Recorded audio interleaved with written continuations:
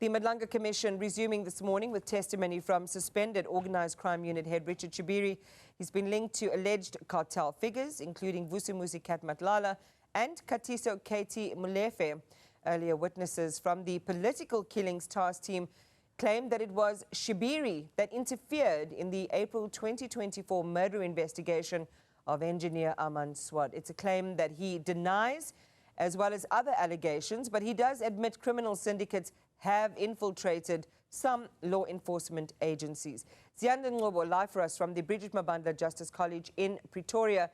Ziyanda, good morning. It was kind of reading off the alphabet list of witnesses who've come and testified at the Madlanga Commission of Inquiry. A, B, C and F pointing serious fingers against Shibiri, allegations which they made he sought to fend off in his last appearance at the Commission. What can we expect today? Absolutely, Iman, and you'll recall that with these witnesses who've implicated Shibiri, they've all testified about how he seems to have had a particular interest in particular cases, and in particular, I should say, that he had an interest in cases involving alleged members of this big five cartel, that being Katiso, Molefe. You'll recall that witnesses A and B testified about the takedown operation at Molefe's home on the 6th of December. And it's that testimony, you'll recall, where Shibiri allegedly asked about the nature of that takedown operation, and you'll recall that witnesses A and B are members of the political killings task team, but also told these two witnesses that the people that they were investigating, one, are very dangerous, but also that story around 3 envelopes that would be available to them as investigators, the prosecutor and the magistrates to secure the bail of Katiso Molefe. There's also the aspect that witness C would have touched on, which is how allegedly Shibiri got money from Vusimuzi Matlala, and you'll know that he has conceded that he did take money from Matlala, but claims it was a loan to assist with repairing the damages to his son's vehicle, which had been damaged in an accident. But if you look at the timelines, he claims he only met Matlala around the 6th of September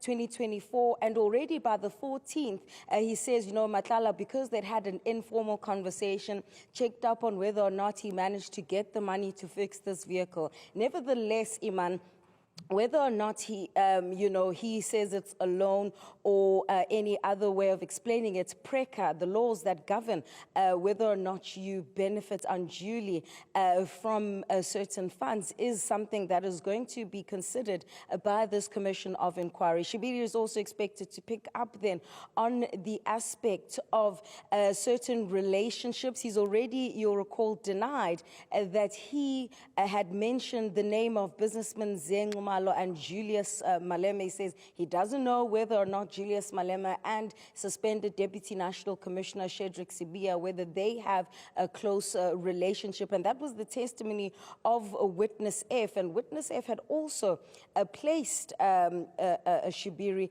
at the center of trying to, in particular, deal with this matter regarding Musa Kaula. Shibiri had also spoken about how Matlala had mentioned to him and was seeking advice from him about how to deal with this. And this is when the issue of those WhatsApp messages where Shibiri allegedly called Kaula Chomi in a message in which he was apparently trying to stop Kaula from posting about Vusimuzi Matlala and his private dealings. So today is cross-examination, Iman, after concluding that more than 80-page witness statement, and it is there where we usually get to separate, what seems to be the fodder and try to get to the truth. It's going to be another interesting day, and Ziyanda, there's quite a bit of anxiety, I think, about whether the Commission will be able to finish all of its work by the 16th, given some of the absenteeism and some of the other issues that they have confronted. But we'll watch that space closely.